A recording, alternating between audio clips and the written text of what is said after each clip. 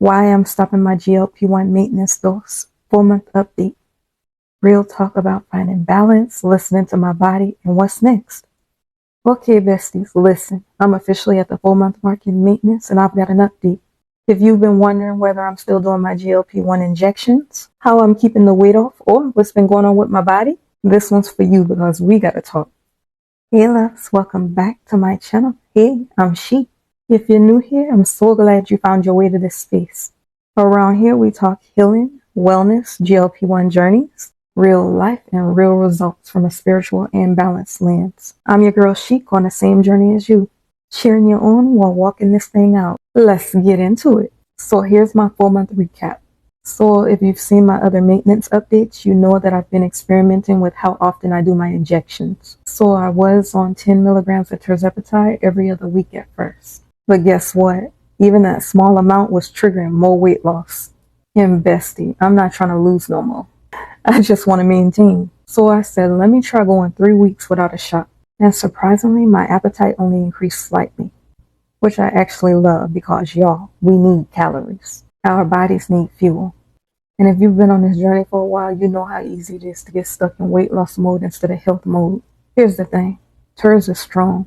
I realized even smaller doses were still causing a level of appetite suppression that felt too much for me. I wasn't hungry, I wasn't enjoying food, I was just coasting.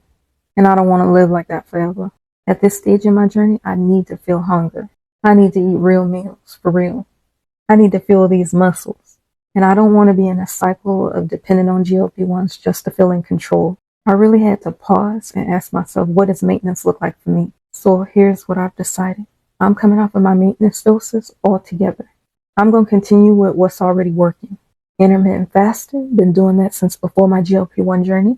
High protein meals and stay hydrated with water and electrolytes. Moving my body 3 times a week without overexerting myself. I'm not here trying to be in the gym 5 to 6 days a week.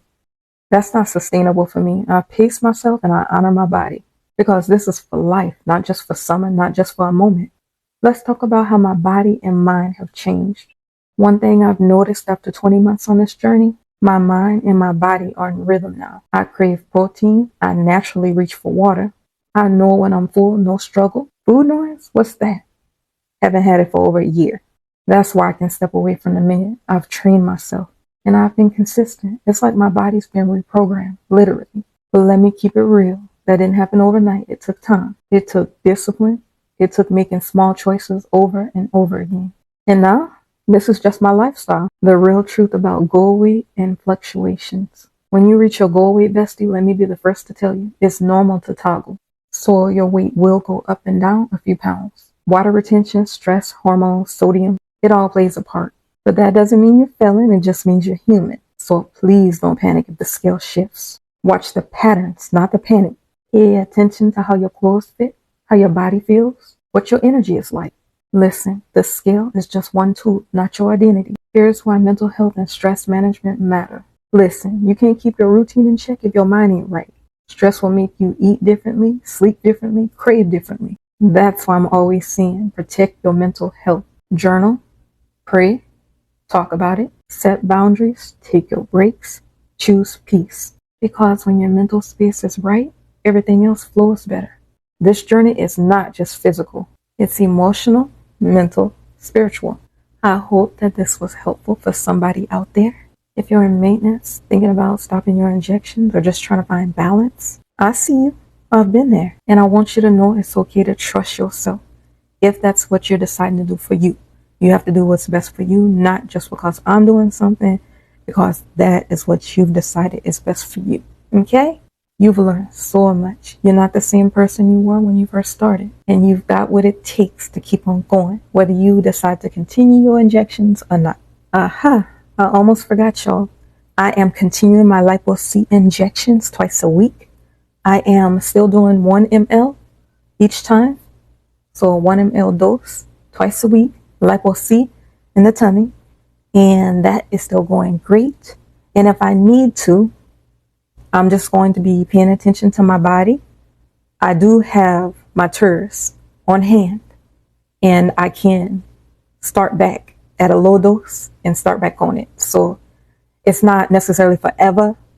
I'm at least taking a break for now. Okay, does that make sense? I'm not necessarily planning on saying goodbye forever. This is all trial and error. I have been toggling back and forth from the 113.6, which is my goal weight, up to about 118 max, but it's just up and down, up and down, up and down.